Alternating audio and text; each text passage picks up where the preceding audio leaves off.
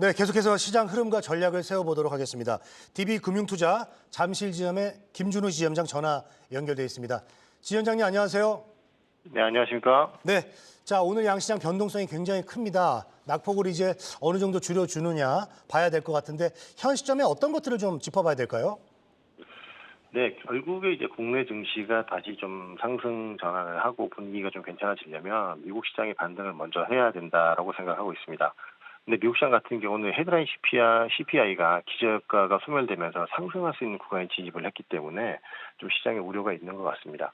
하지만 이제 제롬 파월 의장이 계속해서 코어 CPI를 강조했고 이 코어 CPI에서 34% 정도 차지하는 주거비 비중이 34% 차지한 주거비가 내년까지 큰 폭으로 떨어졌다는 발표가 또 있었기 때문에 9월 FOMC에서는 헤드라인 CPI가 좀 높게 나온다 하더라도 금리를 동결할 가능성이 여전히 높다고 좀 개인적으로 판단을 하고 있습니다.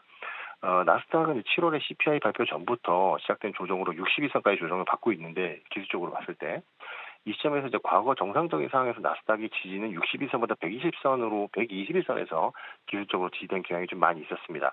현재 나스닥 지수가 13,630포인트 정도인데 121선이 12,770포인트니까 추가적인 조정도 어느 정도는 좀 열어줘야 되지 않나라고 좀 판단을 하고 있습니다.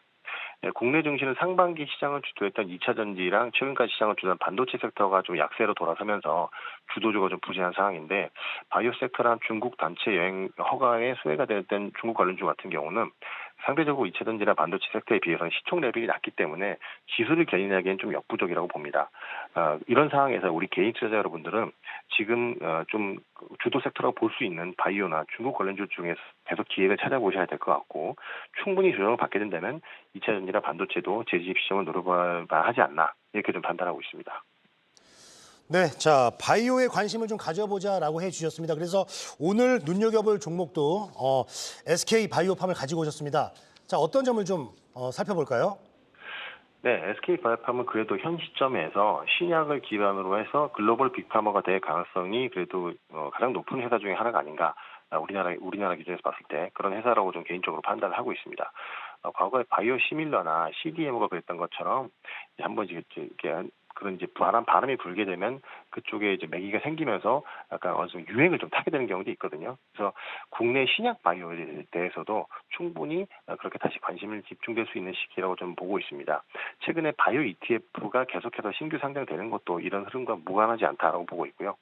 또 금일 이제 오늘 신규 바이오 ETF가 또 상장된 게 있습니다. 거기에 따라서 그 ETF가 상장되면서 차익 물량이 거기다 좀 쏟아지는 부분이 있어서 오늘 바이오도 좀 조정을 받고 있다고 보는데 SK 바이오팜이 이렇게 조정받을 시점에서 관심을 갖고 좀 살펴볼 필요가 있지 않겠는가 이렇게 좀 판단하고 있습니다.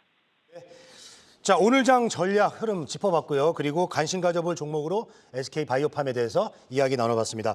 DB금융투자 잠실지점의 김준우 지점장님 전화 연결 고맙습니다. 예, 감사합니다.